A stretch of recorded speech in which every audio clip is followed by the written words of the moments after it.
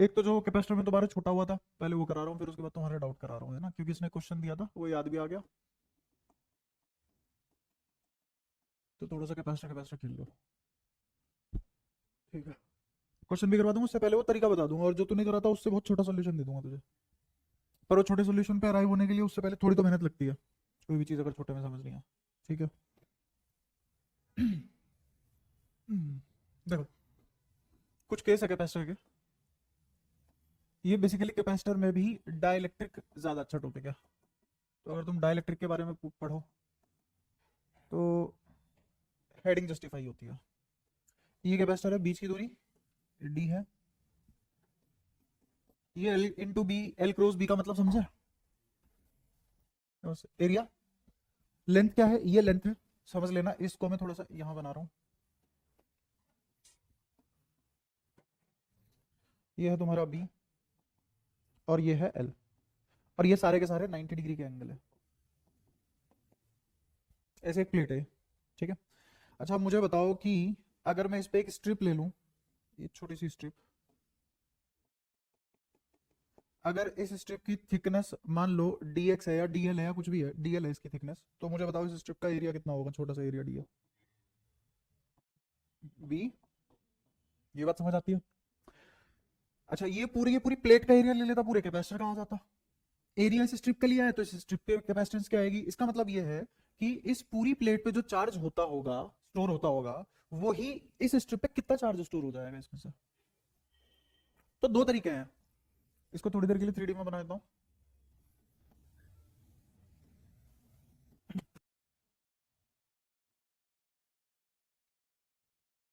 मान लो y दूरी पे जाके, यहां से y दूरी पे जाके स्ट्रिप ली, जिसकी थिकनेस dy है, क्योंकि y एक्सिस में है इसलिए, जिसकी थिकनेस dy है। तो इस पे एरिया निकालने के दो तरीके हैं, डी। एक तो तुम सीधा लिख लो कि ये बी है और ये एल है, तो तुम सीधा लिख लोगे बी, क्योंकि ये बी है, इंटू डी वाई, क्योंकि इसकी हाइट डी वाई है, ठीक है। या फिर तुम ऐसा कर सकते हो कि इस पूरी लेंथ पे कितना एरिया फैला है, इस पूरी लेंथ पे कितना एरिया फैला है ए, ये बात समझ में आती है। अच्छा तो एक यूनिट लेंथ पे कितना एरिया फैलेगा, तो इस डी वाई यूनिट लेंथ पे कितना एरिया फैलेगा। ये दो तरीके हैं एरिया निकालने के, ये दो तरीके हैं डी निकालने के, ये दोनों तरीके समझ आए डी निकालने के। ये भी एरिया सही है, ये भी एरिया सही है, दोनों के दोनों डी किसके हैं, इस एलिमेंटल सेक्शन के हैं, ठीक है। इसका मतलब यह है कि अगर A L into B Q charge store कर रहा था, कितना क्यू चार्ज स्टोर कर रहा था, ये इसकी कैपेसिटेंस सी थी, इसकी कैपेसिटेंस सी थी, तो इस छोटी सी स्ट्रिप की कैपेसिटेंस क्या होगी वो निकालनी है, छोटी सी स्ट्रिप की कैपेसिटेंस क्या होगी वो निकालनी है। तो वो नहीं निकालनी बेसिकली, मैं तुम्हें बस इतना से समझाने की कोशिश कर रहा हूं कि ये जो मैंने पट्टी ली है, ये पट्टी हमेशा कैपेसिटर पे ली जाएगी, ये पट्टी हमेशा कैपेसिटर पे ली जाएगी, समझे। अब हम अपनी कहानी शुरू करते हैं, combination of dielectric, combination of dielectric का सब टॉपिक था ये, और उस कॉम्बिनेशन ऑफ डाइलेक्ट्रिक में एक और सब टॉपिक है जिसका नाम है वेरिएबल के, वेरिएबल के। अब ये के कितने तरीके से वेरी कर सकता है, ये के चार तरीके से वेरी कर सकता है, स्टैंडर्ड तरीके बनाए हुए हैं। पहला तरीका जिससे वेरी कर जाए कि K as a function of X हो जाए, दूसरा K as a function of Y हो जाए, तीसरा के तो सेम रहे बट प्लेट टेढ़ी हो जाए, प्लेट क्या हो जाए, प्लेट टेढ़ी हो जाए, तो K same but one plate tilted, और चौथा region varies directly, region varies directly ये है, ये कैपेसिटर है, ये इलाका किसका है के वन का, ये इलाका किसका है के टू का। तो बताओ इस कैपेसिटर पे कितना स्टोर हो जाएगा, क्या कैपेसिटेंस होगी इसकी बेसिकली, है ना, वही निकालनी थी। इसमें क्या होगा कि कोई एक प्लेट टेढ़ी हो जाए, जैसे मान लो ये प्लेट है ना, और इसके सीध में ये वाली प्लेट रखी जानी थी, बट हुआ क्या, ये वाली प्लेट ऐसे घूम के रख दी हमने, घुमा के रख दी थोड़ी सी,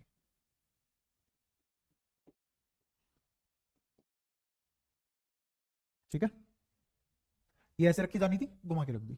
ठीक है, तो अगर इसका डायग्राम बनाओगे तो ऐसे बनेगा।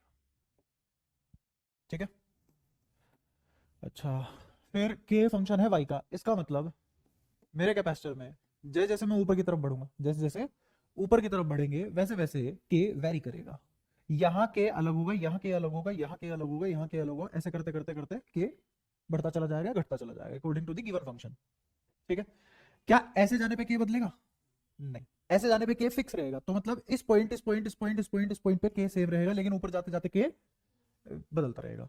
अच्छा, इसमें क्या होगा, ये कैपेसिटर, इस कैपेसिटर में जैसे जैसे तुम एक्स एक्सिस में जाओगे तो इस पॉइंट पे इस पॉइंट पे इस पॉइंट पे इस पॉइंट पे इन सभी पॉइंट पे के बदलेगा, लेकिन इन सभी पॉइंट पे के सेम रहेगा। तो ऐसे के नहीं बदल रहा, फिक्स्ड है, और ऐसे जाने पे के वेरी कर रहा है।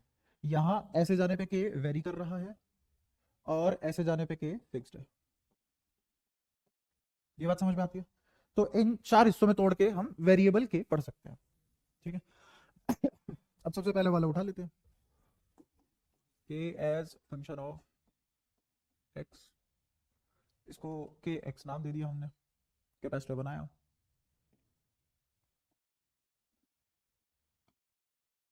ये दूरी डी।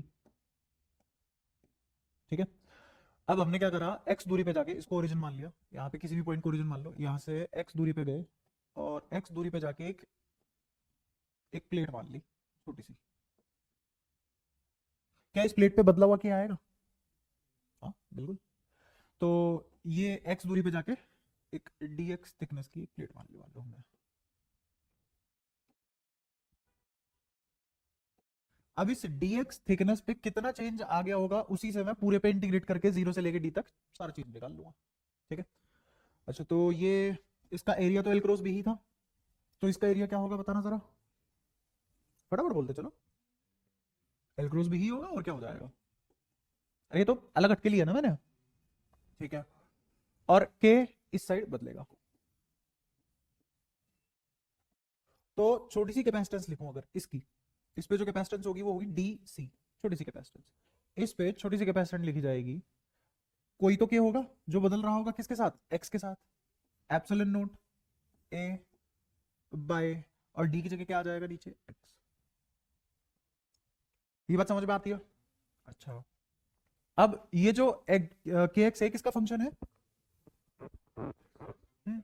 अब एक और चीज सुनना, इससे जस्ट आगे ही एक और होगा, होगा क्या इन दोनों की पोटेंशियल सेम है?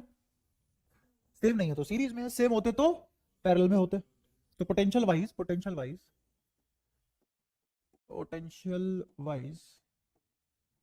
ईच स्ट्रिप इज पैरेलल, या फिर all strip are parallel potential wise.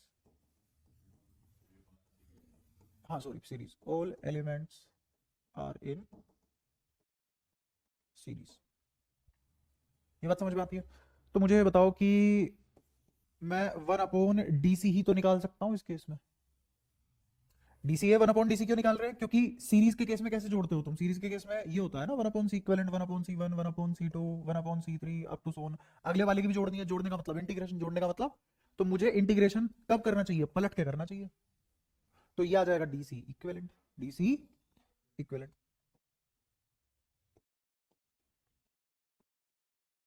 ये होगा, आप समझे? तो इसको पलट दो, क्या आ जाएगा, ये एक्स ऊपर चला जाएगा, नीचे बच जाएगा के एक्स एप्सिलॉन नोट ए। और लिमिट कहां से कहां रखनी है मुझे? एक्स का फंक्शन है तो 0 से डी, 0 से डी। कहा? अरे इसी की तो वैल्यू मैंने ये रखी है। ठीक है, कोई परेशानी? क्योंकि इसकी थोड़ी ना जीरो कैपेसिटेंस है, मैं वही बता रहा हूं, तो समझने की कोशिश करो। यहाँ कैपेसिटेंस 0 से शुरू हुई है क्या? कि इस भट्टे पे कोई कैपेसिटेंस नहीं थी? फिर तो लिमिट मैंने कैपेसिटेंस की रखी ही नहीं, मैंने लिमिट किसकी रखी? ठीक है, क्योंकि वेरी कौन कर रहा है? के, किस पे डिपेंड करके? एक्स पे। तो फंक्शन भी किसका? एक्स का।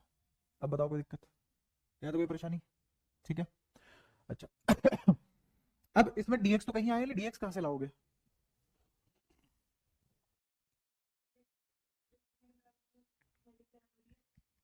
स्ट्रिप के लिए निकालेगा तो मल्टीप्लाई बाय dx, मतलब समझा नहीं। हम्म असलियत में तुम्हें इसका निकालना था ना और जोड़ना था, इसका निकालना था, जोड़ना था। ऐसे कितनों का जोड़ना है? इनफाइनाइट। हर एक की थिकनेस कितनी है? तो कैपेसिटेंस का जो फॉर्मूला है शायद तुम भूल के बैठे हो, क्योंकि टेंडेंसी तुम में बहुत है, ये डी थिकनेस होती थी क्या?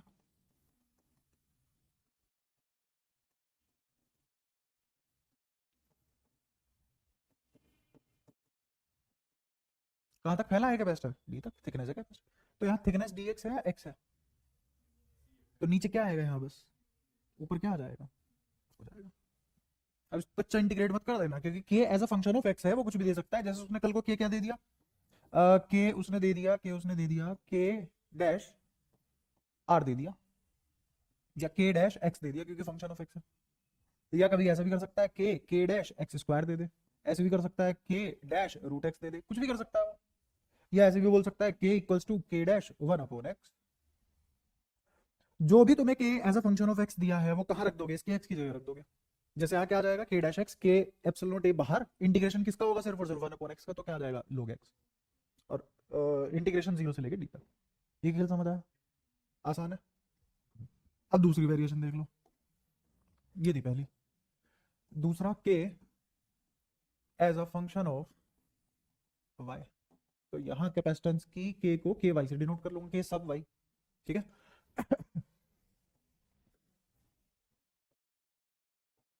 ये कैपेसिटर। अच्छा जी, अब ये जो कैपेसिटर है इसमें एरिया कैसे लेंगे वो समझना, क्योंकि ये वाई के हिसाब से बदल रहा है। किसके हिसाब से बदल रहा है? वाई के हिसाब से बदल रहा है। ये है मेरी चेंज लाइन डायरेक्शन। तो अब इसमें एरिया लेने का तरीका देखो क्या होगा। एरिया लेने का तरीका होगा, ये इमेजिन करवाने के लिए बना रहा हूँ, वरना तुम इमेजिन नहीं करोगे। यहां से वाई दूरी ऊपर गया और एक डी वाई थिकनेस की स्ट्रिप ले ली, डी वाई थिकनेस की स्ट्रिप ले ली। ये बात समझ आती है? अब जैसे ही मैंने ये वाला काम किया, तो ये वाला काम करते ही मुझे ये चीज पता लग गई कि मुझे सिर्फ ये स्ट्रिप यहां से यहां चलानी है। समझ आया? और ये स्ट्रिप दौड़ कहां से कहां रही है? दौड़ यहां से यहां रही है। समझे?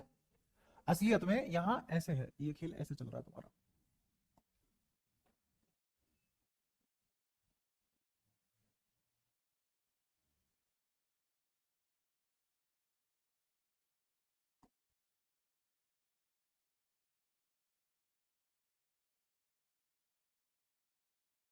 अब समझ गए? ठीक है। मतलब ऐसे है दो, दो ऐसे हैं, और इनके बीच में ये नोटबुक दिखाइए, ये मेरे हाथ कैपेसिटर है, और मान लो मेरे हाथ की ही साइज की ये है, ये। तो ये ऐसे एक एलिमेंट फंसा हुआ है इन दो हाथ के बीच में, ऐसी है। तो इसका कौन सा वाला एरिया मेरे मतलब का है? जो प्लेट पे है, जो प्लेट पे है। क्या कैपेसिटेंस ऐसे बदल रही है? नहीं। क्या ऐसे बदल रही है? हाँ। तो एलिमेंटल एरिया वाई एक्सिस में लिया जाना चाहिए, है ना? तो मेरे मतलब का जो एरिया बनेगा वो सिर्फ ये वाला बनेगा।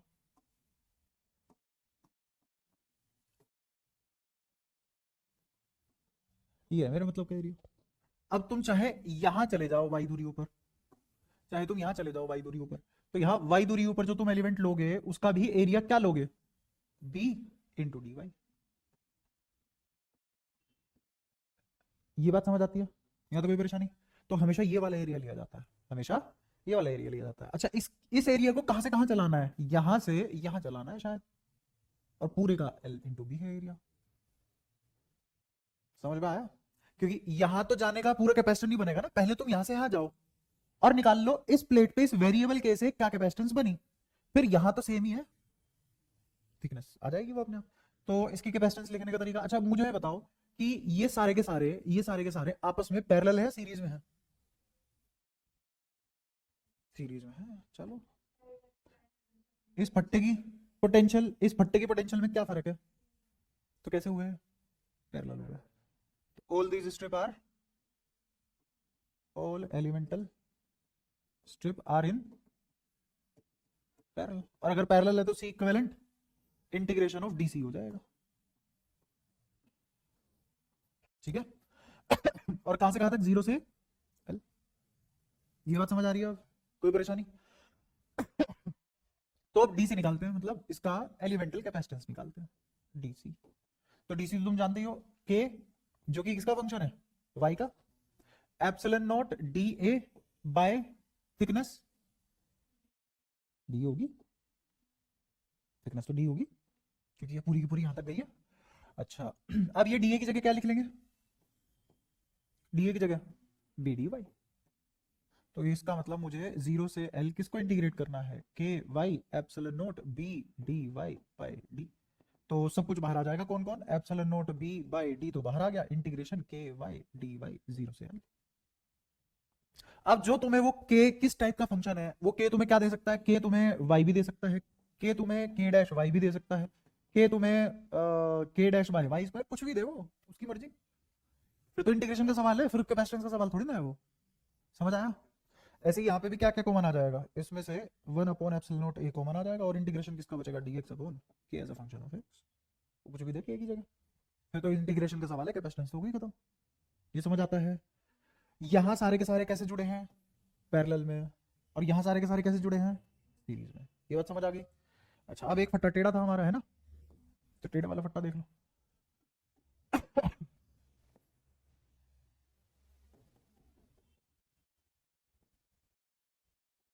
अब टेढ़े वाले फट्टे में क्या होगा, टेढ़े वाले फट्टे में थोड़ा सा इमेजिनेशन, यहाँ देखो, ये प्लेट थी और इस प्लेट से डी दूर दूसरी प्लेट थी, ठीक है। लेकिन इस प्लेट को अब खिसका दिया गया, इस प्लेट को घुमा दिया गया,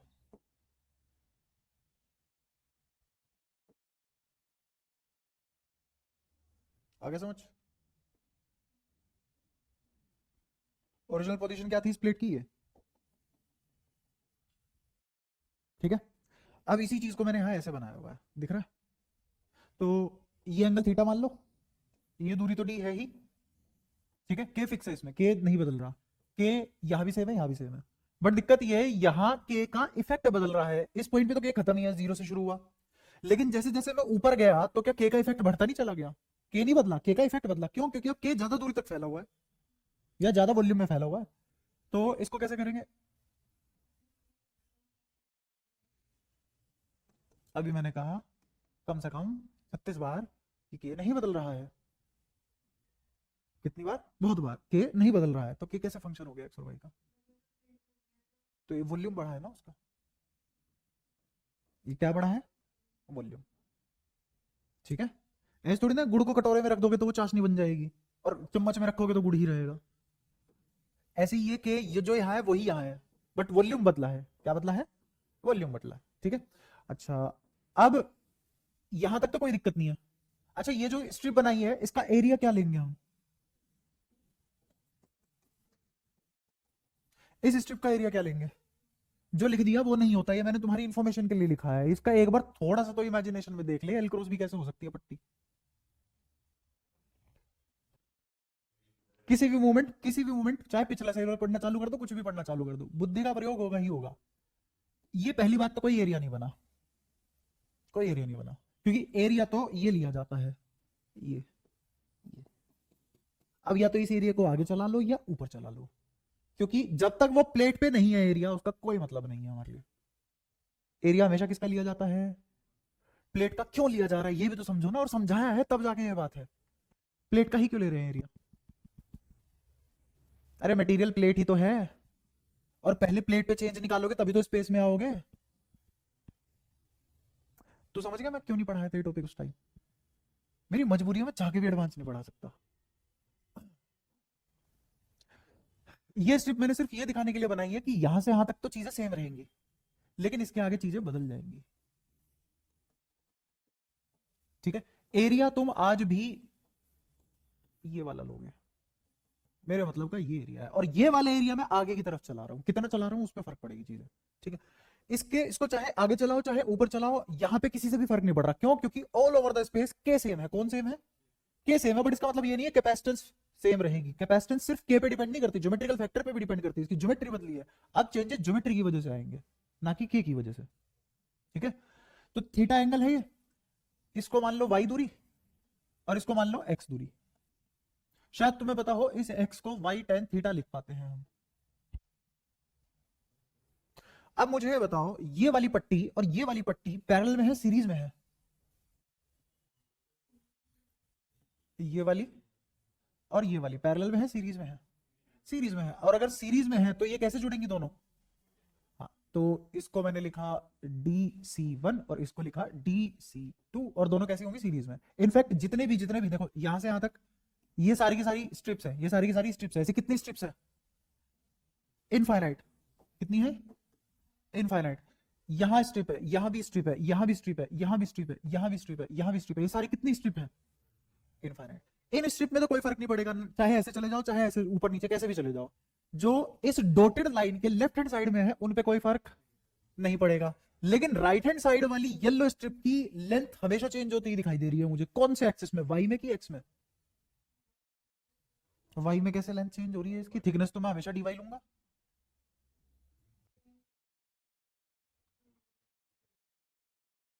ठीक है, वाई एक्सिस में जाते जाते इसमें, क्योंकि मैंने एलिमेंट वाई में लिया तो डी वाई में मेरे हाथ में है ना एलिमेंट, सबसे छोटा एलिमेंट लूंगा। जैसे एटम सबसे छोटी चीज हो सकती थी, अब जो भी बनेगा एटम से बनेगा ना। तुम ये थोड़ा ना बोल दोगे कि इसका मॉलिक्यूलर स्ट्रक्चर कह रहा हूं, एटॉमिक स्ट्रक्चर में साइज अलग अलग है। अगर सेम ही एटम से बने सेम ही होगा, तो यहाँ पे सबसे छोटी यूनिट ले लो एक, तो वो तो डीवाई निकल के आएगी ना।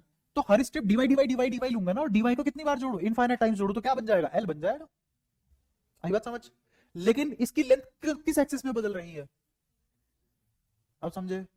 जैसे अगर ये कर्व है, दिक्कत ये है ना, दिमाग में अभी, या फिर ये कह लो गणित का बीज अभी बोया नहीं है किसी ने, और मैं भी असफल रहा, और मेरे ख्याल से हर कोई असफल भी रहेगा। ये वाई एक्सिस है, ये एक्स एक्सिस है। मुझे इस टॉपिक का एरिया निकालना है, या ये मान लो मुझे इतने सेक्शन का एरिया निकालना है।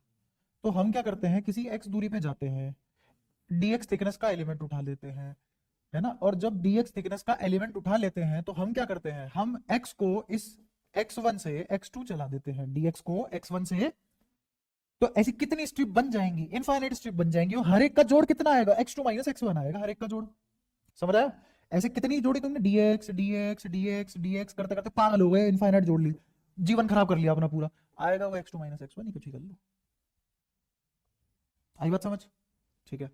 अच्छा, लेकिन y हर जगह नहीं बदल रहा, तो y हर जगह है बदल रहा है, y हर जगह बदल रहा है, लेकिन dx नहीं बदल रहा। लेकिन dx की पोजीशन बदल रही है एक्स एक्सिस में, dx की पोजीशन बदल रही है। कौन से एक्सिस में? x1 पे अलग है, x2 पे अलग है, x3 पे अलग है। कौन? y। लेकिन dx सेम है। तो y कब बदला? जब तुमने x बदला। y कब बदला? मतलब हाइट कब बदली? जब तुमने x एक्सिस पे पॉइंट की पोजीशन बदली, तो हाइट बदली। इसी को ऐसे बोलते हैं y is a function of x। क्या बोलते हैं? शायद कभी किसी ने सिखाया ना, मैंने भी नहीं सिखाया हो, मान लेता हूँ बीजगणित में, बेसिक मैथ्स में कभी नहीं सिखाया हो। तो इसी को y is a function of x बोला जाता है। ठीक है। अच्छा, अब मुझे सारी स्ट्रिप जोड़नी है, तो मैं क्या करूंगा? तो मैं ये करूंगा, देखो पहले वाले की पकड़ते हैं। जैसे मान लो इसको हटाओ, ये हटाओ, ये सब, ये यहाँ y1 होगा, यहाँ y2, यहाँ y3, ऐसे कितनी स्ट्रिप होंगी? तो मैं क्या करूंगा, मुझे y नेट निकालना है, तो पता है मैं क्या करूंगा? हर एक का एरिया जोड़ूंगा। एरिया निकालना था ना, हर एक का एरिया जोड़ूंगा। पहली स्ट्रिप का एरिया बताओ कितना होगा? जल्दी बोलो जल्दी। y1 into D x. दूसरी स्ट्रिप का एरिया बोलो। तीसरी स्ट्रिप का एरिया बोलो। ऐसे करते करते पागल हो जाओ, आखिरी का बोलो। y infinite dx। अब जोड़ लोगे तुम? इसे ये बताओ, न्यूटन नहीं जोड़ पाया, तुम कहां से जोड़ लोगे? कि उसने नई गणित बनानी पड़ी फिर, है ना। अब हम क्या करते हैं, इसको जोड़ने का तरीका ये होता है, y net integration y dx। अब ये dx क्या कर रहा है? ये dx जैसे जैसे ये dx बदलोगे, जैसे जैसे ये dx बदलोगे, और ये इसके बदलने का तरीका कंटिन्यूअस है, इसके बदलने का तरीका कंटिन्यूअस है, रेंज में बदल रहा है, डिस्क्रीट वाइज नहीं बदल रहा। रेंज में बदलने का मतलब ये कहां से कहां तक गया? x1 से x2 गया, x1 से x2 गया। इसका मतलब इसके बीच में जितने भी पॉइंट हो सकते थे, हर पॉइंट पे एक स्ट्रिप खड़ी थी, उसकी लेंथ इनटू dx जोड़ लिया है। इसका मतलब हर dA जोड़ लिया है। क्या हर dA अलग था? हाँ, लेकिन हर एरिया की, एलिमेंटल एरिया की थिकनेस सेम थी, पर लेंथ अलग अलग थी। वही चीज बस मैंने यहां कर दिया, dx हमेशा सेम रहा, और x एक्सिस में लेंथ बदलती जा रही है, और मुझे सबको जोड़ना है। ठीक है। तो अगर तुम ये मान के चल रहे हो फिजिक्स बिना मैथ की हो जाती है, मैथ्स पढ़ते ही फिजिक्स के लिए है, तो अच्छा, और जो इसका एरिया लिया जाएगा वो एरिया भी कहां होगा? वो एरिया यहां होगा।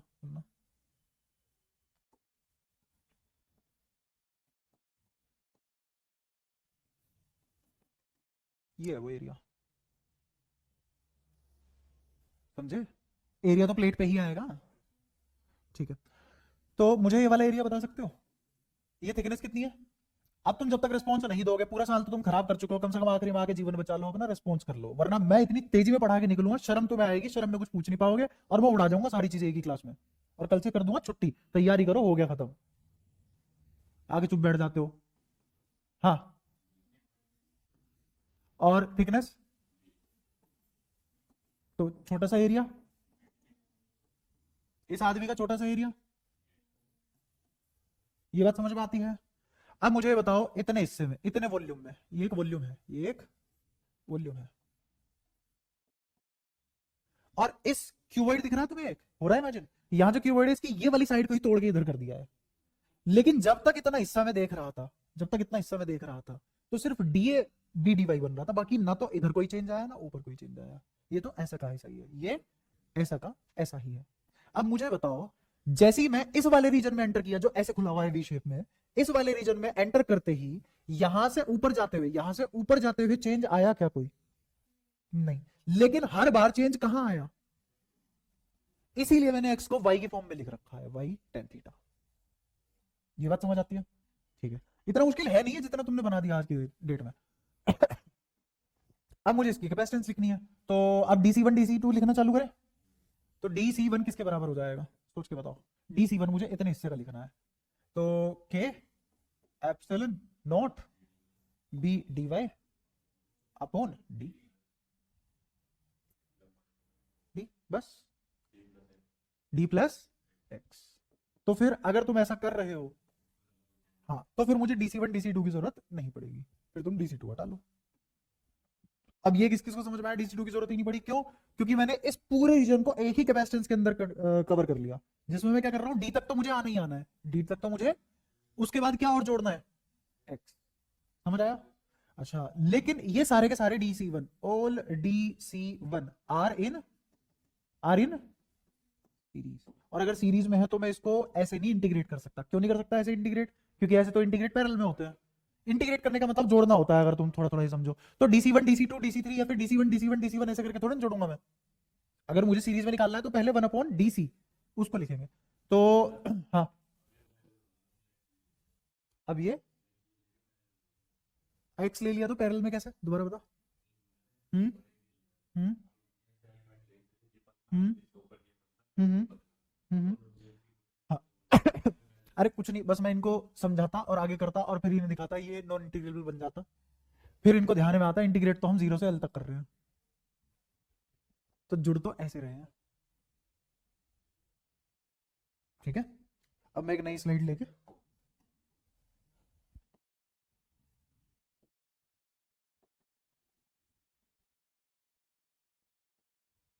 पूरा जोर लगाना समझने के लिए। मैं चाहे स्ट्रिप ऐसे बना लूं, पर तुम्हारे दिमाग में स्ट्रिप कहां इमेजिन होनी चाहिए? ठीक है, वो तो उस एरिया की कंटिन्यूएशन दिखाने के लिए बनाना पड़ता है। थिकनेस इसकी भी dy है, और इसकी भी थिकनेस dy है, यहां से लेके यहां तक दूरी d, यहां से लेके यहां तक दूरी y tan थीटा, यहां से लेके यहां तक दूरी d, यहां से लेके यहां तक दूरी d, फिर आगे y tan थीटा, यहां से लेके यहां तक दूरी d, फिर यहां से लेके यहां तक y tan थीटा। और y tan थीटा क्यों बदल रहा है? क्योंकि y भी तो बदल रहा है। ठीक है, अब ये सारे के सारे मैं ऐसे ऐसे जोड़ूं या ऐसे ऐसे जोड़ूं? पहले वाले तरीके से जुड़ेंगे, तो पहले वाले तरीके से जुड़ेंगे तो मेरी इंटीग्रेशन लिमिट कहां से कहां तक, 0 से L तक।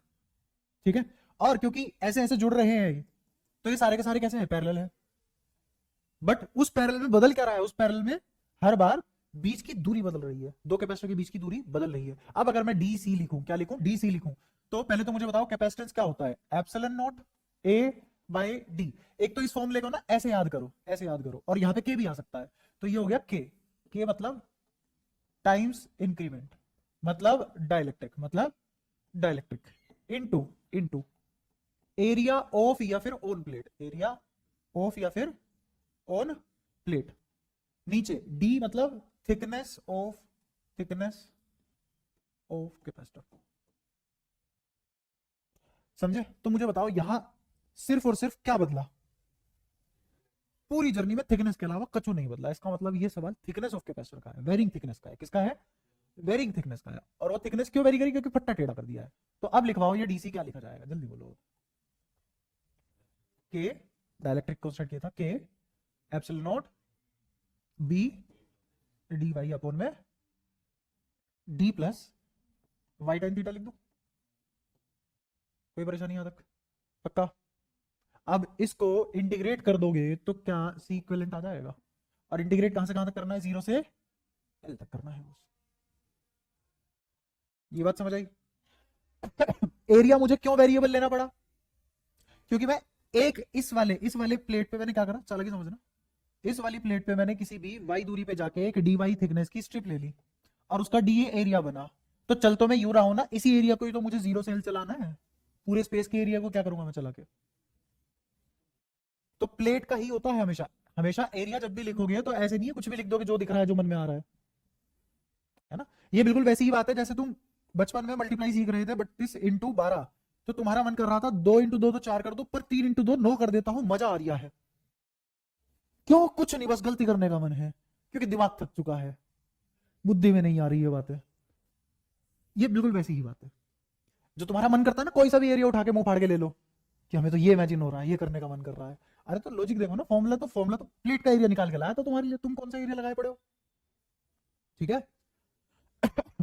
अब यहां पे वो किसको किसका फंक्शन दे सकता है?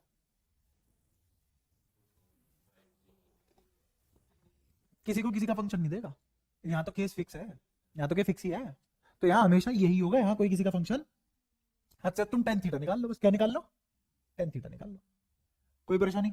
टेन थीटा निकालोगे कैसे? टोटल एक्स अपॉन बटा 2 वेरिएबल है तेरे पास, क्या एक्स पता है तुझे? हाँ, तो वो तुम्हें या तो एंगल दे देगा। और मैं एक बढ़िया मजेदार बात बताऊं, वो अगर कुछ भी नहीं देगा तो भी हो जाएगा। नहीं नहीं नहीं नहीं नहीं, मैं बता रहा हूं, अगर उसने ना मुझे थीटा दिया, ना मुझे थीटा दिया, ना मुझे एक्स दिया, ना मुझे थीटा दिया, ना मुझे एक्स दिया, ना मुझे वाई दिया, तब भी ये सवाल हो जाएगा। रीजन पता है क्या है उसका? रीजन है बीजगणित। अब मैं तुम्हें दो चीजें सिखाऊंगा।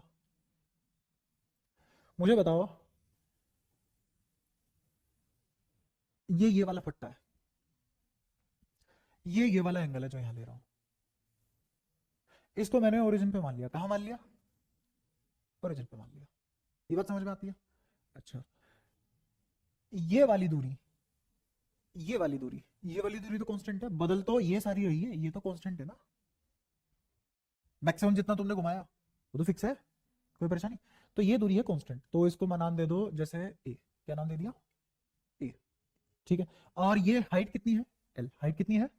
एल। तुम कहां से स्टार्ट हुए हो? 0,0 से। इस पॉइंट का वो बताओगे कोऑर्डिनेट?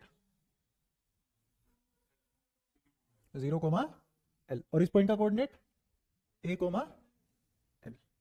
मुझे इस लाइन का स्लोप निकालना है। स्लोप भी नहीं छोड़ो, मैं इंटरसेप्ट फॉर्म जानते हो? इंटरसेप्ट फॉर्म क्या होती है? लाइन की बहुत सारी फॉर्म होती है। हमेशा y = mx + c से काम नहीं चलता। शायद तुम्हें दोनों को याद दिला दूं, क्योंकि तुम दो ही थे उस दिन। हम एक प्रोबेबिलिटी का क्वेश्चन कर रहे थे जिसमें मैंने कहा था चीजें बहुत आसान हो सकती है वहां पे, और तुम सोच नहीं रहे हो। तुम्हारा हिंट यही है जो मैं आज बता रहा हूँ। y = mx + c, हमेशा इससे बात नहीं बनती। हाँ, जो पैराबोला वाला सवाल था। ठीक है, याद आ रहा है? जिसमें इक्विलेटरल ट्रायंगल था, ये डायरेक्ट्रिक्स, ये डायरेक्ट्रिक्स, ये डायरेक्ट्रिक्स, ये एक पैराबोला, ये एक पैराबोला, और ये एक पैराबोला, और मुझे ये वाला एरिया निकालना था। यही मेरा फेवरेबल रीजन था, फेवरेबल आउटकम। तो जिसमें तुम इस वाली लाइन की इक्वेशन लिखने में, या इस वाली लाइन की जहां ये इंटरसेप्ट कर रही है उस वाली लाइन, या फिर तुम्हें इस ओरिजिन को मान के ये इंटरसेप्ट निकालना है कि यहाँ ये वाला पैराबोला और ये कहाँ इंटरसेप्ट कर रहे हैं, तो इस वाली लाइन की या इस वाली लाइन की किसी भी लाइन की इक्वेशन लिखनी हो, वहां पे तुम्हें कोऑर्डिनेट गिवन थे ना, तो तुम डायरेक्ट इंटरसेप्ट फॉर्म क्यों नहीं लगा रहे थे? बेसिक मैथ्स का सवाल है ना वो तो फिर। तो जैसे ही मैं इंटरसेप्ट फॉर्म लगाऊंगा, सुनना, y2 - y1 निकालो, कितना आएगा? y2 - y1 L होगा, x2 - x1 A होगा। होगा। ये तो आ गया स्लोप। क्या आ गया? स्लोप। ये बात समझ आती है? अच्छा, इनटू में इन्होंने निकलवाया। दोबारा y2 minus Y one upon x2 minus x1, y2 minus Y one upon x2 minus x1, ये क्या होता है? स्लोप। तो y2 माइनस y1 और फिर x2 माइनस x1, यही है स्लोप। क्या y2 माइनस, अरे y की इक्वेशन लिखवा रहे हैं, ये लिखवाएंगे y इंटू एक्स, ये लिखवाएंगे, ये कह रहा हूं, लिखवा लियो। तो x निकाल लो, x कितना आ जाएगा, वाई ए बाई एल, जो तू सोच रहा था, तू डायरेक्ट इस पे अराइव कर रहा था, बट क्योंकि इन्होंने ऐसे सीख रखा है तो पहले उस पे जाएंगे फिर उसमें चेंजेस करेंगे, उनका भी नया नया दिमाग लगाना, सोचने दे। तो x बराबर वाई ए बाय एल आ गया है, ये बात समझ में आई? अच्छा अब y तो यहाँ इंटीग्रेशन में डालोगे जब, वो तो हट जाएगा ना। तो अब मुझे नीचे क्या लिखना है, मेरा ये फंक्शन ऐसे हो जाएगा K epsilon not B D Y divided by D plus, अब ये पूरी की पूरी चीज को हटा के मैं सिर्फ और सिर्फ क्या लिख सकता हूं, वाई ए बाय, खत्म। क्यों? क्या मैंने टेन थीटा की वैल्यू रखी है? अच्छा तुझे तो यही समझ नहीं आया, तू सीख, दोबारा सीख। क्या निकाल रहा हूं मैं यहाँ? अरे स्लोप खत्म हो गया यहाँ।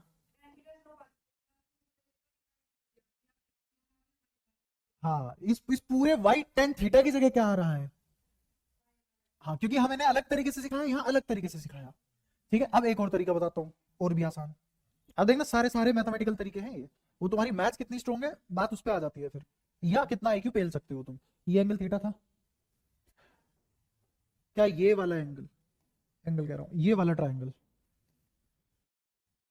और ये वाला ट्राइंगल सिमिलर है? आती है इतनी बात? ये दूरी x थी, ये दूरी y थी, है ना? अच्छा, और जी ये वाली दूरी l थी, और ये वाली दूरी a थी।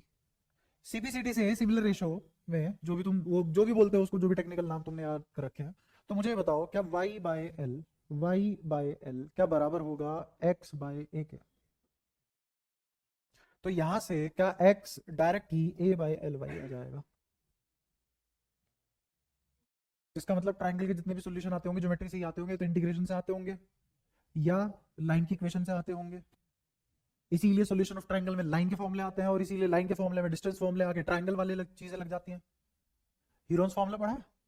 क्यों आया वो ऐसा? यही सब रीजन है उनके कि कोऑर्डिनेट ज्योमेट्री हर किसी से रिलेटेड है। अगर तुम ज्योमेट्री पढ़ने जा रहे हो तो सबसे पहली चीज क्या पढ़ोगे तुम? कोऑर्डिनेट ज्योमेट्री, क्योंकि वो हर जगह रिलेट होती है, हर जगह। चाहे पैराबोला हो, चाहे एलिप्स हो, चाहे हाइपरबोला हो, चाहे हाइपरबोलोइड हो, चाहे 3D की चीज हो, चाहे 2D की चीज हो, चाहे ट्राइंगल हो, कुछ भी हो एक्स वाई जेड, चाहे स्ट्रेट लाइन हो, या डायरेक्शन कोसाइन डायरेक्शन रेशो हो, या फिर प्लेन में 3D की इक्वेशन हो, या फिर वेक्टर हो, या डायरेक्शन कोसाइन, जो भी तुम डायरेक्शन रेशो जो भी तुम बोलना चाहते हो, हर जगह काम आएगी, हर जगह। है तो हर चीज कोऑर्डिनेट ही ना, तो इसीलिए दोनों के प्रपोज सॉल्यूशन सेम है। अब तुम चाहे इससे निकाल लो, चाहे इससे निकाल लो, चाहे इससे निकाल लो, खेल सारा गणित का है, आंसर आ जाएगा। आती है बात समझ? अब आखिरी वेरिएशन कर लेते हैं, तीसरी थी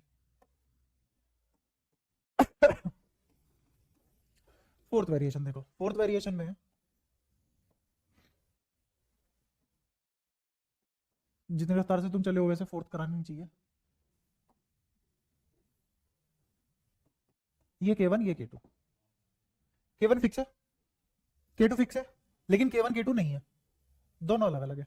K1 अलग रीजन में फैला हुआ है, K2 अलग रीजन में फैला हुआ है। बात समझ आती है? कोई परेशानी? ठीक है, तो अब मुझे बताओ यहाँ पे स्ट्रिप वगैरह कैसे लोगे?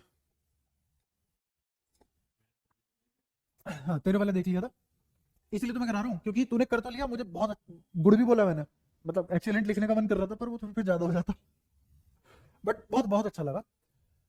पर एक आसान तरीका सीख ले उससे भी, केवल को पेपर में आ ही जाए या उसकी कोई वेरिएशन आ जाए तो रिलेट करके दोबारा उतना सारा दिमाग ना लगाए, जल्दी हो जाए।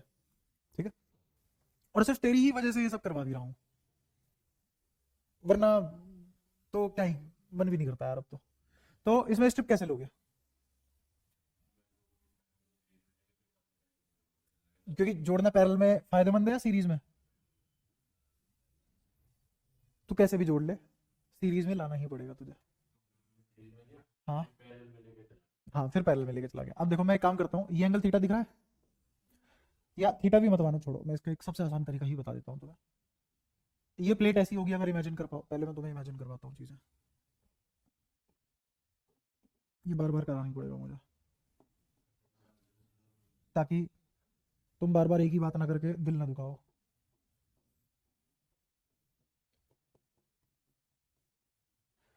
वाई पे जाके ये एरिया ले लिया मैंने, इस एरिया को एक्स एक्सिस में चला दिया, इस एरिया को एक्स एक्सिस में चला दिया, तो अब यही वाला एरिया यहां है, ये वाला एरिया यहां आ गया, समझ आया? एरिया तो लेकिन यही लेंगे ना, एरिया तो फट्टे का ही लेते हैं, या फट्टे पे ही लेते हैं, हवा में तो नहीं। तो पहले मैं वाई दूरी पे गया, और ये एंगल थीटा दिख रहा होगा तुम्हें, और फिर मैं एक्स में गया, तो क्या तुम्हें लगता मैंने इतना हिस्सा कवर कर लिया 3D में?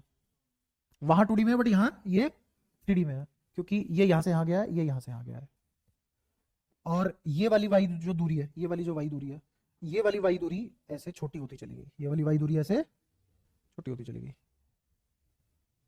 ये बात समझ में आती है? इस वाले के लिए, और इस वाले के लिए ये वाली वाई दूरी यहां से पैदा होगी और बढ़ती चली जाएगी। ज्योमेट्री समझे? तो ये इमेजिनेशन वाला पार्ट था। अब मुझे बताओ, यहां जो तुमने स्ट्रिप ली थी, उतनी थिकनेस की स्ट्रिप तो ये भी है ना, तो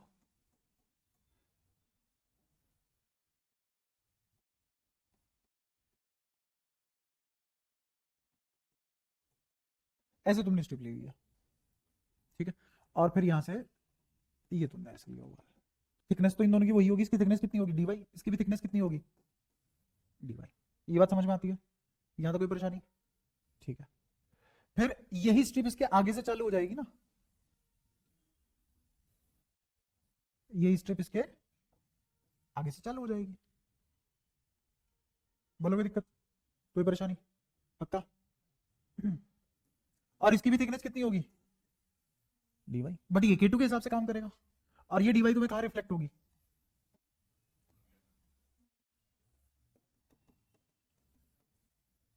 ये बात समझ में आई? दोनों ही स्ट्रिप का एरिया, इस वाली का भी इस वाली का भी क्या होगा, डी ए, और जो किसके बराबर होगा, बी डी वाई, क्योंकि भूलो मत ये एल इंटू बी है, ये एल इंटू, यहाँ पे तुम डी ए को एक और तरीके से लिख सकते हो, वो तरीका क्या है कि एल पे कितना है, ए, तो एक पे कितना होगा, ए बाई एल, तो डी वाई पे कितना होगा, तो डी ए क्या लिया जाएगा, ए बाई एल डी वाई, इन दोनों में से कोई भी उठा सकते हो, तुम्हारी इच्छा है, मजबूरी, जिस हिसाब से जैसे आंसर आ जाए उस हिसाब से मजबूरी है तुम्हें ये वाले लेना है कि ये वाले लेना है, ठीक है? अच्छा, अभी तक मैंने सिर्फ क्या समझाई है तुम्हें, ज्योमेट्री, क्या समझाई है, सिर्फ ज्योमेट्री समझाई है, ठीक है? अब इसको करते हैं, अब इसको क्वेश्चन बना के सोल्व कर लेते हैं पूरे को, है ना? तो पूरे को क्वेश्चन बना के सोल्व करते हैं।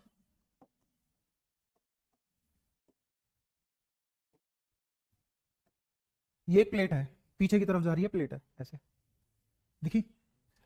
ये भी एक प्लेट है, दिखी?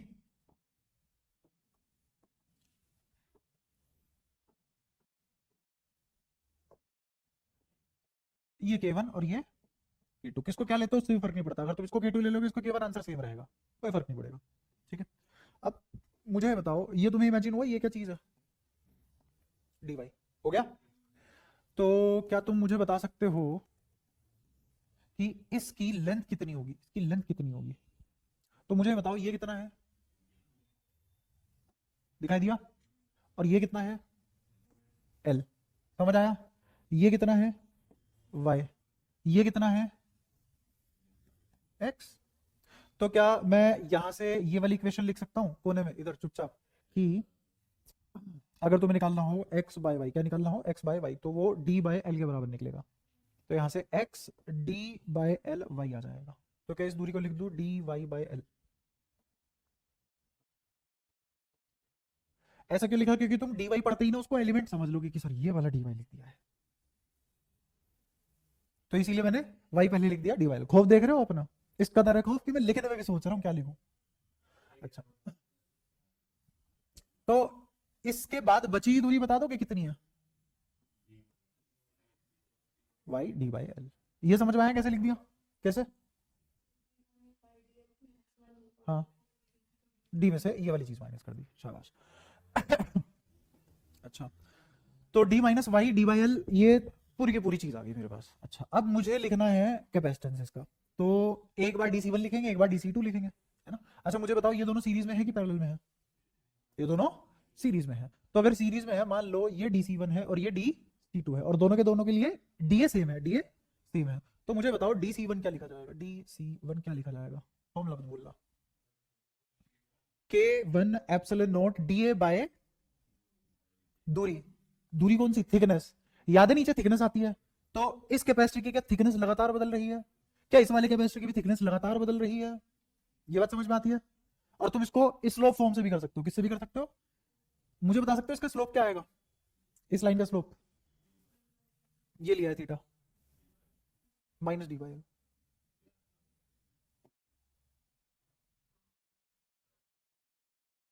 माइनस डी वाला है, slope minus D by L आएगा। और इंटरसेप्ट कितना होगा?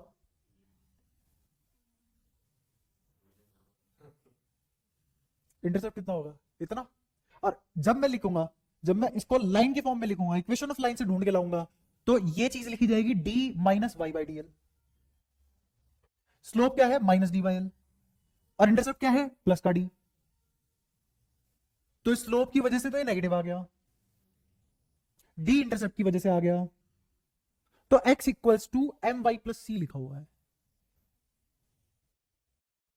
वाई इमेजिन नहीं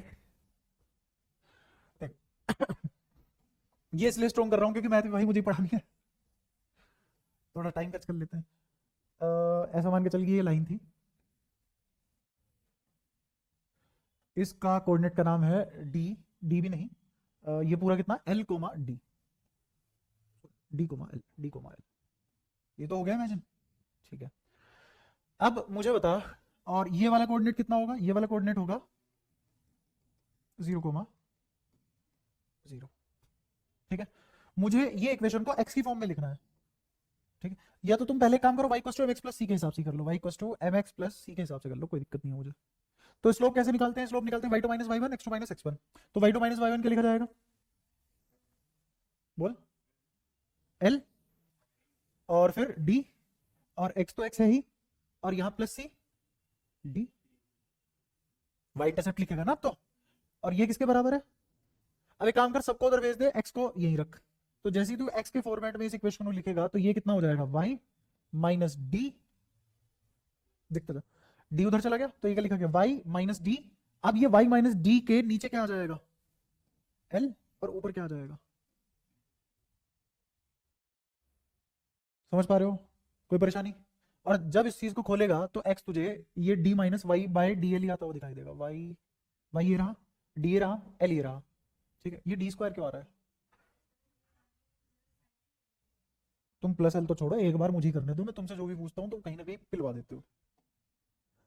स्लोप निकाल रहे हैं, y2 minus y1 l bye D.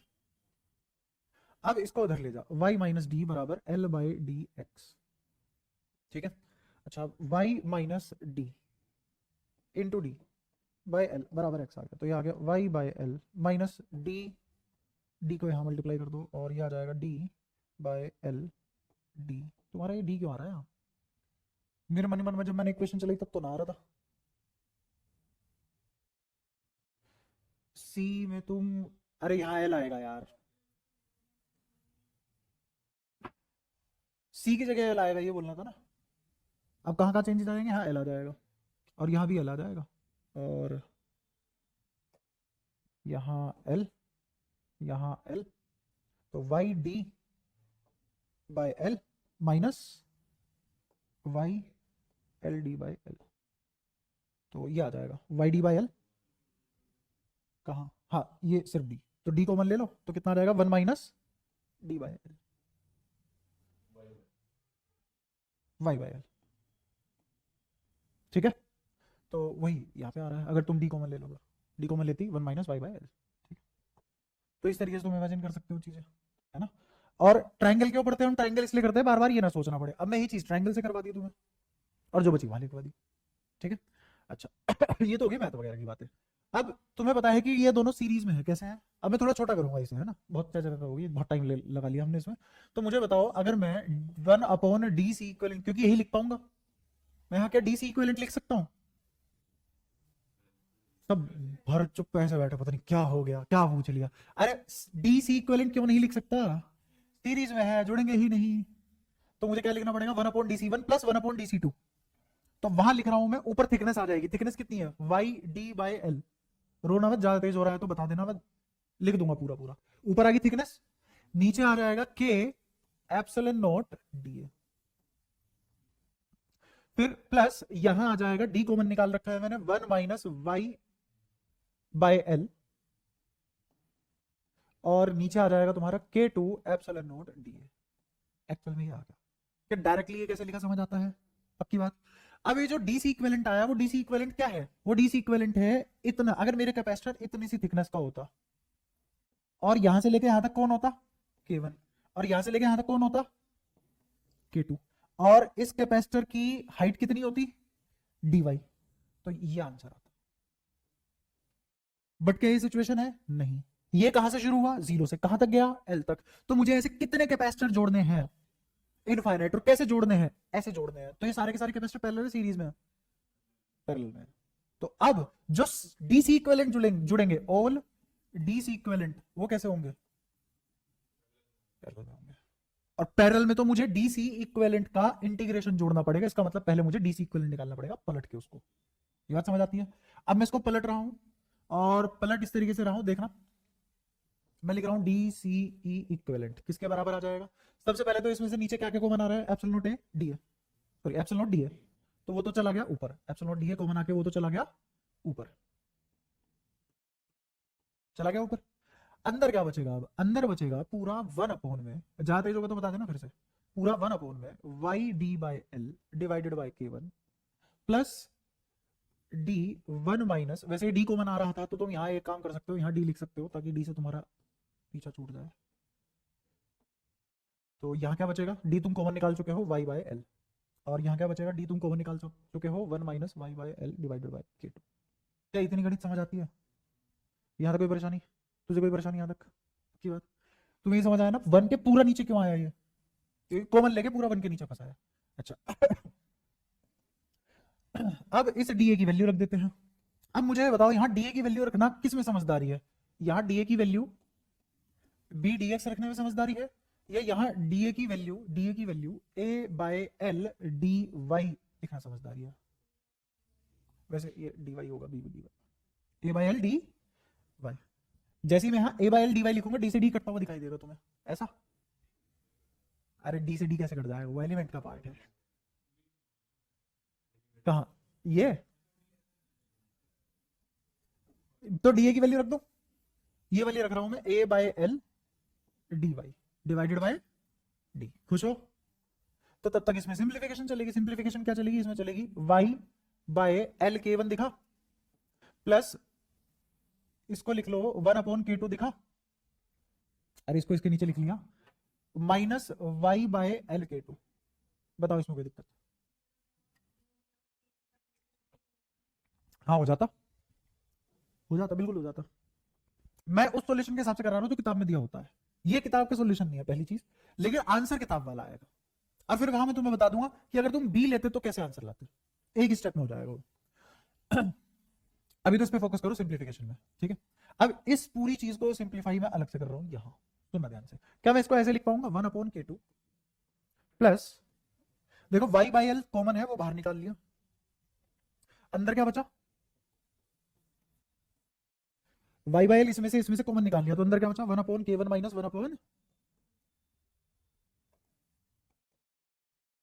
बताओ कोई दिक्कत?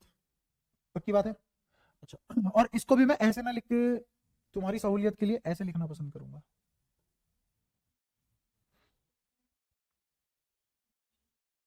ठीक है? अब मैंने ऐसा क्यों लिखा? मैंने ऐसा इसलिए लिखा, करना तो मुझे इंटीग्रेट ही है ना इसको, और ये dy दिख रहा है तुम्हें। अब मैं इसको फाइनल फॉर्मेट में लिख देता हूं, तुम्हें इमेजिन हो जाएगी चीजें। Epsilon not A by L D, again मैंने डीएल इसलिए नहीं लिखा क्योंकि तुम उसको एलिमेंट समझ लेते, एल पहले लिखा, dy 1/k2 plus 1 upon k1 minus 1 upon k2 divided by l into Y bracket बंद। और इसका करना है मुझे इंटीग्रेशन कहां से कहां, 0 से l। तो तुम्हारा सी इक्विवेलेंट आ जाएगा फाइनल आंसर। ये बात समझ में आती है? अब मैंने इसको ऐसे ऐसे क्यों लिखा, इतना अजीब तरीके से क्यों लिखा? तो यहां एक चीज देखो, अगर तुम्हें कभी भी dy upon a plus B Y का इंटीग्रेशन निकालना पड़ जाए तो क्या तुम्हें आंसर पता है कि ये 1 upon B ln a plus B Y होता है? नहीं पता हो तो आज पहली बार देख लो और याद कर लो। क्या मुझे बताओ, यहां ये वाला गोला a है, क्या तुम्हें दिख रहा है कि ये वाला गोला b है? क्या तुम्हें दिख रहा है इसका इंटीग्रेशन वो है? ठीक है, हो गया आसान बहुत।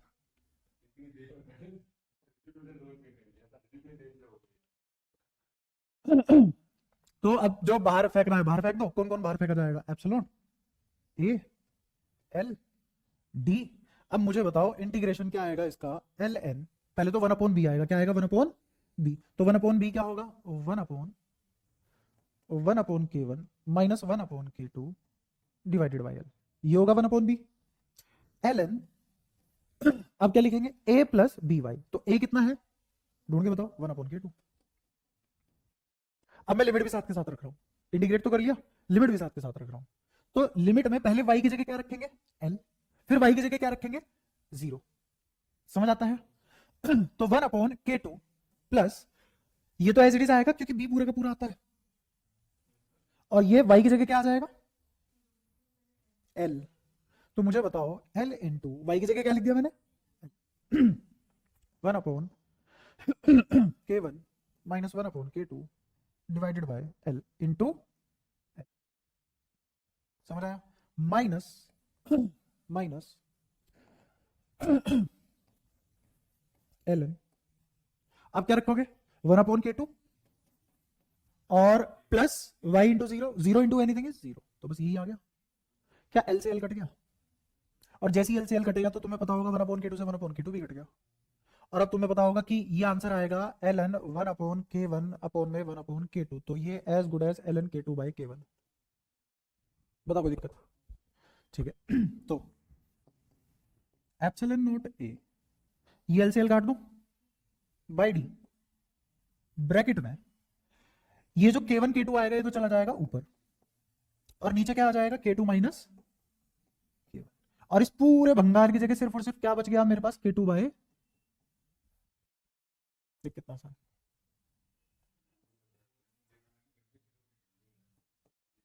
भाई समझाना पड़ रहा है ना।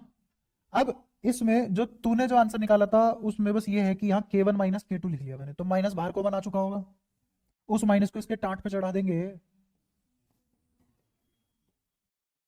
ये किताबी आंसर हो गया। हाँ वो तो ज्योमेट्री ऐसे है ना, किताबों में ऐसे देके करवाते हैं ज्योमेट्री। तुमने बचपन से कैपेसिटर ऐसे खड़ा देखा है तो मैंने इस हिसाब से करवा दिया। आंसर एग्जैक्टली मैच करेगा, चाहे इसको k2 ले ले चाहे इसको k1 ले ले, कोई फर्क नहीं पड़ता, क्योंकि यहां से माइनस कॉमन लेगा वहां चढ़ जाएगा, वहां से ऊपर नीचे करेगा यहाँ माइनस आना है। अब अगर तुम इसमें बी डी वाई लेके चलते, क्या लेके चलते, बी डी वाई लेके चलते, तो मुझे बताओ एरिया किसके बराबर होता है, क्या एरिया एल इंटू बी के बराबर होता है ना? तो आखिरी में तुम्हारा बी के फॉर्मेट में आंसर आता, और जो तुम ऑप्शन देखते हो उसमें बी आता नहीं, जो तुम ऑप्शन देखते हो उसमें बी नहीं मिलता, लेकिन आंसर में तुम्हें ए मिलता। तो अब तुम बी को ए में कैसे कन्वर्ट करोगे, क्या बी बराबर ए बाई एल होता है, रख लेना वहां पे, ए नहीं आ रहा है। समझ आया?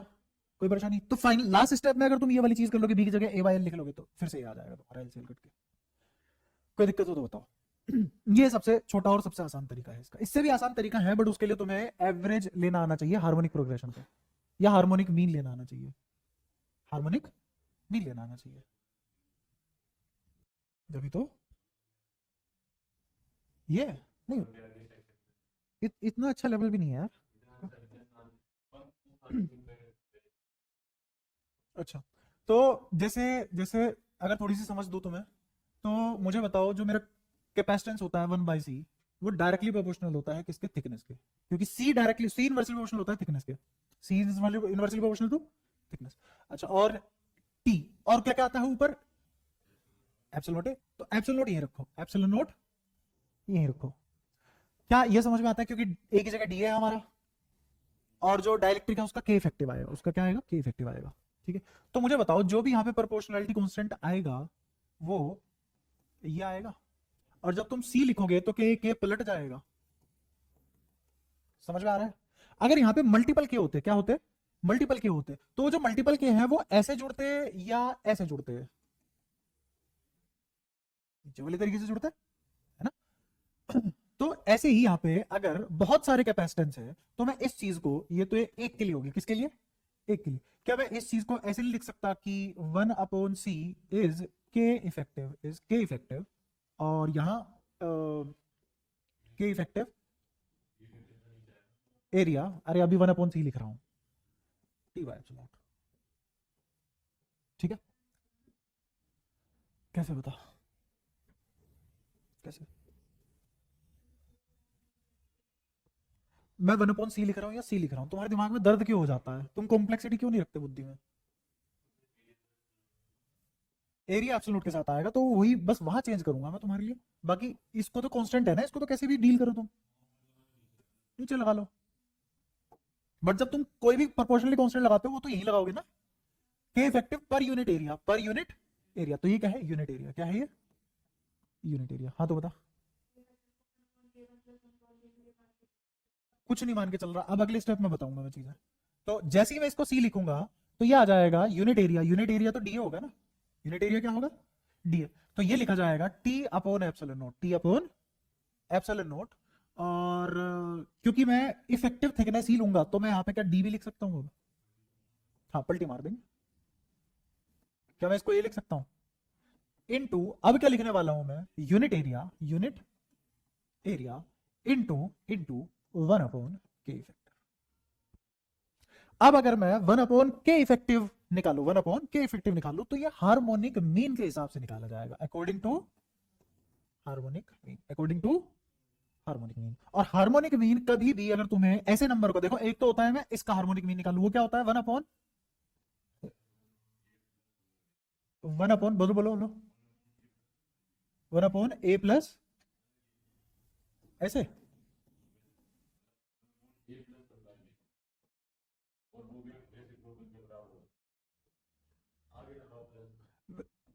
ऐसे नहीं,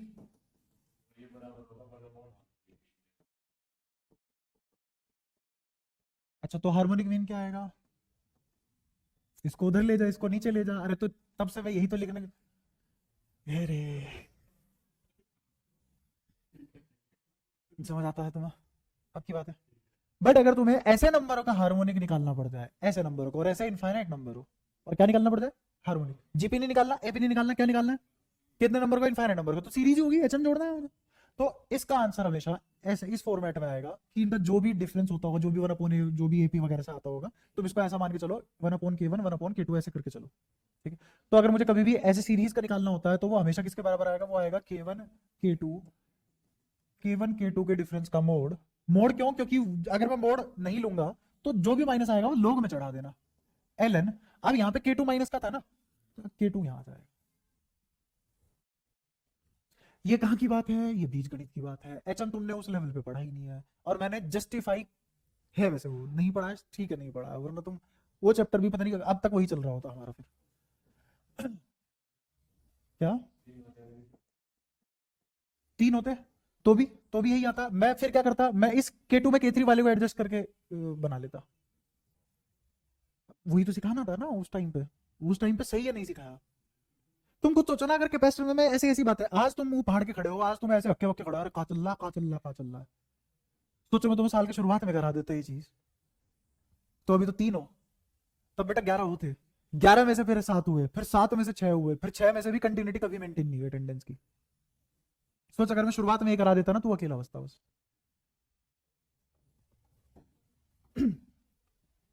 तो C equal to epsilon not A by D, sorry epsilon not by D, और यूनिट एरिया जो भी तुमने लिया था पर यूनिट एरिया, अब उसके हिसाब से वो फुली फ्लेज्ड एरिया आ जाएगा तुम्हारा, और वो फुली फ्लेज्ड एरिया कैसे आएगा, वो ऐसे ही आएगा कि एल यूनिट पे कितना एरिया, तो 1 यूनिट पे कितना ए बाई एल, हिसाब से आ जाएगा।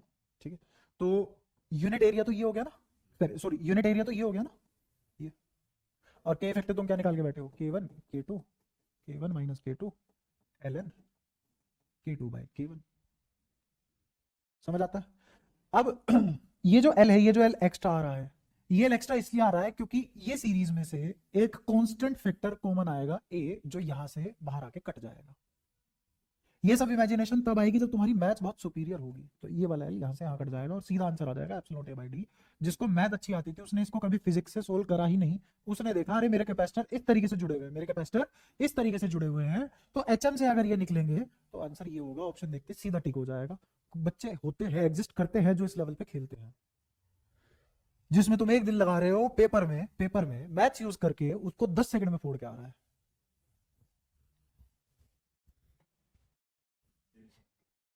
भाई है तो है, क्या कर सकते हो, उनकी अकल करती है बहुत ताबड़तोड़ काम। तो तुम क्या सोच रहे हो, तुम्हारी एज में हमारी, मैं भी तुम्हारी जैसे, हमारी भी नहीं करती थी ऐसी अकल काम। बट जब यहाँ फटता है ना दिमाग की, यार बहुत हो गया बहुत हो गया, अब नहीं लगाया जा रहा दिमाग, उस मोमेंट पे और ज्यादा लगाओ। उसी को बोलते हैं ब्लड लाइन लिमिट पुश करना, कि तुम्हें अकल मिली नहीं है पुश्तैनी उतनी, बट तुम उसको पुश कर रहे हो, इसीलिए वर्ड है ब्लड लाइन लिमिट पुश करना। करनी पड़ती है भाई, क्या करें अगर आगे बढ़ना है। वरना अगर तुम जितना दिमाग तुम्हें जेनेटिकली मिला उतना ही लगाओगे तो वहीं पहुंचोगे जहां तुम्हारे ऊपर वाले पहुंचे हैं। किसान का बेटा, अगर किसान जितना ही दिमाग लगा रहा है तो वो किसान ही बन सकता है। पुलिस का बेटा पुलिस जितना दिमाग लगा रहा है पुलिस ही बन सकता है। ठीक है, यही बात है सीधी सी। तो तुम जितना दिमाग तुम्हें मिला उतने में खुश हो और उतना ही लगाना चाहते हो, ऐसा नहीं है वो कम है, वो भी बहुत है। एक ना एक टाइम पे तुम किसी न किसी तरीके से इलविल ट्रीट करके जो भी तुम्हें करना है कमा तो लोगे ही तुम। पर अगर तुम्हें चाहिए कि नहीं यार अपने को तो थोड़ा सा एक्सटेंड करना है, चेंज करना है कुछ, तो फिर तो भाई मेहनत लगती है। फिर 1 साल तक दिमाग गर्म होता है और पेशेंस रखना पड़ता है, जब तक इसका फ्यूज नहीं उड़ता। और फ्यूज उड़ने के बाद भी तुम इसमें करंट बहा रहे हो, तो अब तुम उस स्टेट में आ गए हो, तुमने पुश कर लिया खुद को। कौन है? किसमें? अच्छा, और तूने वो भी देखे होंगे ना, कुछ रिक्शा वालों के बच्चे होते हैं और जो टोप मार जाते हैं, लेकिन सारे थोड़ी ना होते हैं वो। हम्म हम्म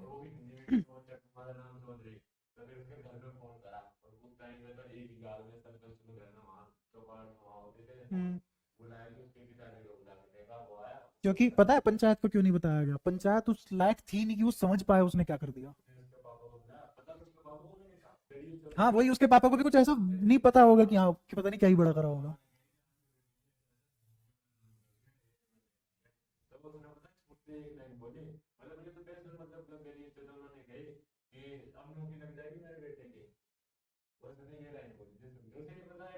हाँ,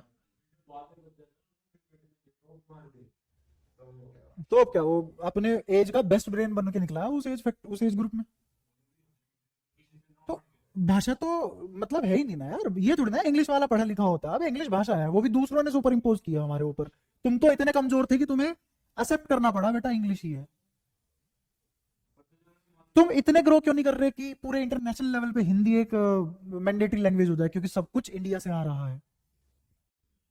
वो तब तक नहीं होगा जब तक बेटा हम आसपास, मैं बताता हूँ हमारा पूरे कलेक्टिव इंडिया का लेवल क्या है। कलेक्टिव इंडिया का लेवल ये है कि एसएससी एक सरकारी एग्जाम है जिसमें देके सरकारी नौकरी लगती है, ऑफिसर लेवल की, है ना। इंस्पेक्टर वगैरह लग जाते हैं, है ना, excise inspector, narcotic, income tax department, ये सब। तो कोई बच्चा अगर एसएससी लेके और जॉब ले जाए एसएससी वाली, और किसी का जे एडवांस निकला हुआ हो, तो जे एडवांस जिसका निकला हुआ है उसको लोग देखेंगे भी नहीं। हमारे आसपास का जो समाज है इसको दामाद बना लेंगे पूरे देश का। और जबकि ये एग्जाम इस एग्जाम के कंपैरिजन में थूक बराबर भी नहीं है। ये हमारा आसपास का कलेक्टिव समझ है, इतने लिटरेट हैं हम, इतने ही हैं बस।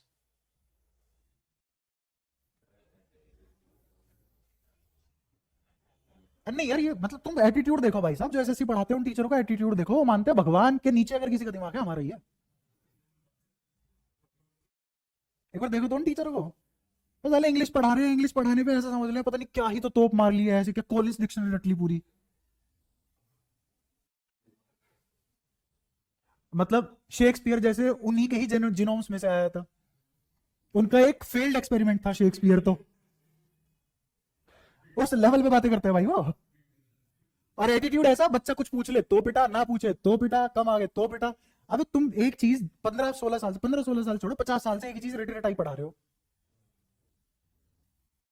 तुम्हारा कंफर्ट जोन बस वो 4 लाइनें हैं, उससे बाहर आती है तो वहां फट जाते हो तुम। बच्चे ने ये क्या पूछ लिया तो धमकाओ बच्चे को, वो काज से बाहर कैसे जा रहा है। ये तो लेवल है भाई, तो समझना पड़ेगा ना। जितने भी वहां मैथ्स के टीचर एसएससी में, जो भी मैथ्स के टीचर पढ़ाते हो, उनको देख भाई ऐसे ऐसे लेवल पे पढ़ाते हो, मतलब उनका लगता है कि हमने ही तो बनाई है मैथ्स, मैथ्स हमने ही बनाई है। और हमने मैथ्स इसलिए बनाई है ताकि हम दुनिया को आगे ले जाए, हम ही करता धरता। और उसमें मैथ्स में 10वीं की मैथ वो 400 घंटे लगा के करा रहे हैं। क्या लेवल है भाई साहब, क्या ही तो लेवल है। मतलब 400 घंटे तो यार जो पीएचडी कर रहा है वो ना पढ़ता होगा साल में, उसका काम लड्डू से हो रहा है। पर भाई साहब ये 10वीं की मैथ, 10th क्लास की मैथ 400 घंटे लगे पड़े हैं पढ़ाने में, 400 घंटे लगे पड़े हैं। फिर दूसरे साल फिर पढ़ाएंगे, फिर 400 घंटे पढ़ाएंगे।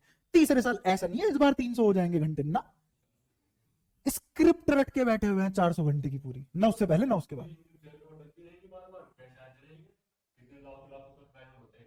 अरे भाई मतलब ऐसा है कि 1.5-2 करोड़ रुपए घंटा कमा लेते हैं कभी कभी, तो नहीं घंटा नहीं, शायद हायरिंग हायरिंग है उनकी, 1-1.5 करोड़ की तो हायरिंग है, प्लेटफॉर्म फीस है वो तो।